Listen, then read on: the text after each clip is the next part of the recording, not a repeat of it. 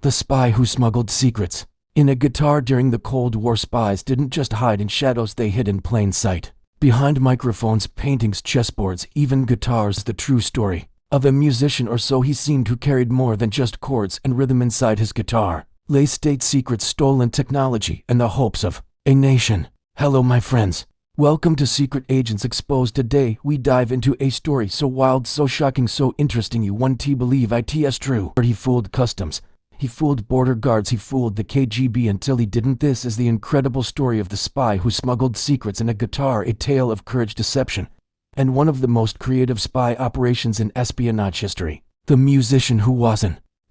His name was Ladislas Szabo, at least that's what his passport said. To most he was just a traveling jazz musician from Hungary, a talented guitarist who toured the Eastern Bloc and occasionally played in Western Europe, but in reality, he was a highly trained Hungarian intelligence agent secretly working with NATO-aligned forces in the West. His guitar? It wasn't just an instrument, it was a custom-modified smuggling tool designed to carry microfilm, blueprints, encrypted messages, and sometimes even physical tech samples. Szabo's mission was to transport sensitive data between scientists in Soviet-aligned countries and Western handlers. When the risk? Execution on the spot. But his cover, a calm, charming traveling musician, was perfect. No one suspects a jazz player. The mission? It was 1968. The Soviet Union had just crushed the Prague Spring. In Czechoslovakia, dissent was boiling. Underground Western intelligence agencies knew something big was brewing. Soviet radar systems were evolving fast, and NATO was blind. That's when Szabo was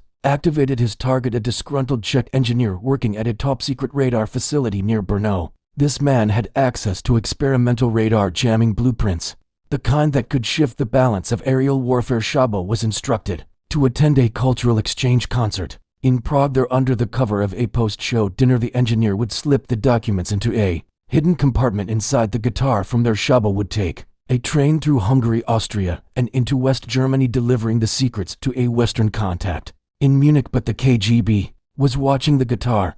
Szabo's guitar was a masterpiece of espionage design. It had a double back body crafted to resonate like a normal instrument. Inside, behind the soundboard, was a lead-lined compartment, invisible to X-ray scanners of the time. It could hold microfilm rolls, magnetic tape, microdolaced photographs, and even small mechanical parts. Even if customs officers opened it, which they did many times, they would find only wires, wood, and strings. What they didn't know was that the guitar had to sound holes, one real and one false, leading to a hidden drawer. Szabo trained for months to make the switch, blindfolded in seconds, using only touch and sound. It was one of the most ingenious spy tools ever built. The border intercept. On the return leg of his mission, Szabo boarded a train from Vienna to Munich, but unknown to him, a double agent had tipped off the Stasi. East Germany as feared secret police, who in turn alerted the KGB at the border checkpoint of Passau. Stasi officers boarded the train. They smiled, they joked. Then they asked to inspect his belongings,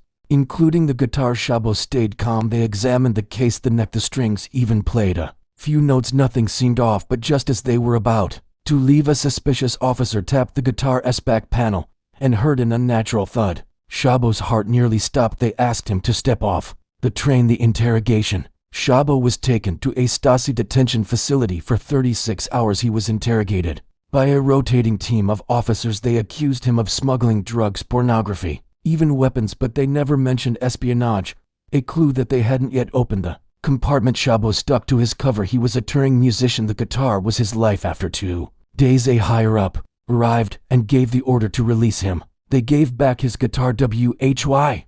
Because Szabo had made one last clever move just before boarding the train. He had moved the documents to a false-bottomed suitcase and left the guitar clean. A decoy. It was a double bluff. He walked into the jaws of the Stasi with an empty guitar, knowing full well that even if caught, the real secrets were already on their way. Delivery and impact. Szabo completed the mission 2 days later in Munich. Inside the documents were technical schematics of a prototype Soviet radar filter capable of resisting Western jamming. Western engineers were stunned. The intelligence led to an immediate redesign of NATO countermeasure systems and gave the USA 3-year edge in radar warfare. The operation was dubbed Project Stringline. Szabo disappeared shortly after. Some say he retired in Spain under a new name. Others claim he was killed in a later mission. The truth remains hidden, like the secrets once stashed in that guitar. In the silent war of spies, it's not always the guns that change history. Sometimes It's a quiet song, a humble guitar, and a man brave enough to carry both danger and music across enemy lines. This was the story of the spy who smuggled secrets in a guitar. One of Espionage's most creative and daring tales. Subscribe to Spy Agents Exposed for more incredible real-life spy stories. And remember, in the world of intelligence, nothing is what it seems. See you in the next video with unique story.